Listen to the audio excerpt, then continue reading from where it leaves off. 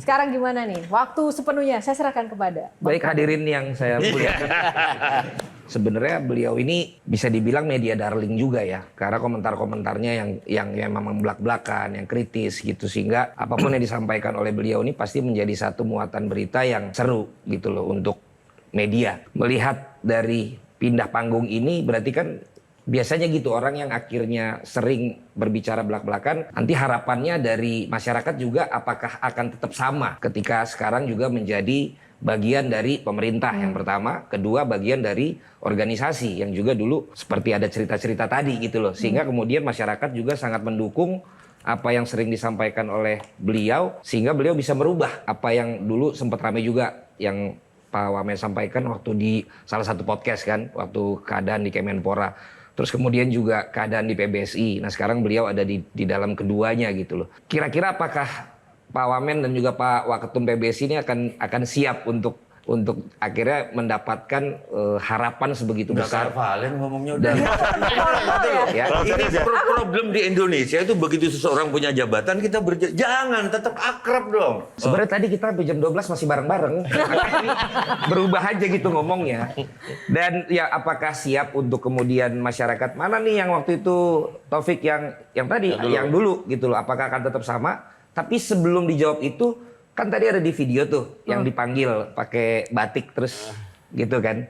Saya pengen tahu waktu itu tuh apa yang disampaikan Pak Prabowo untuk Pak Wamen sehingga Pak Wamen pun akhirnya mengiyakan mengemban tanggung jawab ini gitu. Ngobrolnya santai apa ngobrolnya formal apa perintah apa dikasih pilihan itu kita pengen tahu tuh apa waktu itu Pak Ada dua Prabowo. pertanyaan. Yang satu, apa yang disampaikan Pak Presiden itu bahwa dengan saya background olahraga dan di sini sudah ada Pak Menterinya, memang beliau sebelum kabinet Merah Putih ini juga, Mas Dito juga sudah di situ juga.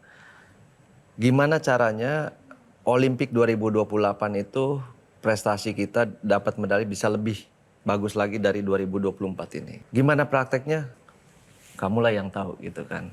Maksudnya saya.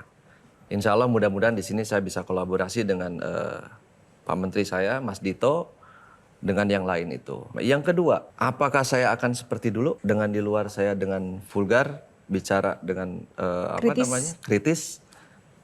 Gini loh, yang pertama di Kemenpora, iya, sesuai, apalagi kan Bapak Presiden juga selalu menyampaikan bahwa kita harus satu kapal, satu koridor, dan saya sudah di situ udah mapping juga.